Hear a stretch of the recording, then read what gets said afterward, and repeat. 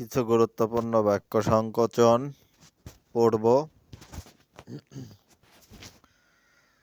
তো বাক্য সংকোচন কি, এটা আসতে পারে।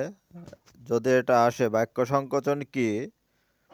একটি মাত্র শব্দে ভাবকে প্রকাশ করা। কুজন শব্দের অর্থ কি? পাখির ডাক, হাতির ডাক, এক কথায় প্রকাশ করো, বৃংহিত। কোনটি অশ্বের ডাক? হ্রেস্যা। গম্ভীর ধ্বনি এর বাক্য সংকোচন মন্দ। ময়ূরের ডাক এক কথায় কি বলে? কেকা।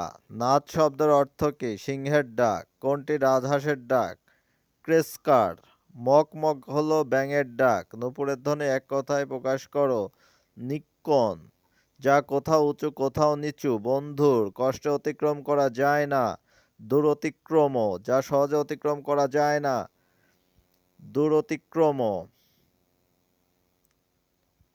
এক কথায় প্রকাশ করো, যা কষ্টে নিবারণ করা যায়, দুর্নিবার।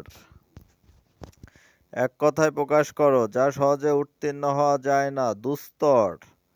যা দেখা যায় না, এক কথায় প্রকাশ করো, অদৃশ্য। অক্ষের সমীপে এর সংক্ষেপণ রূপ কি? সমক্ষ।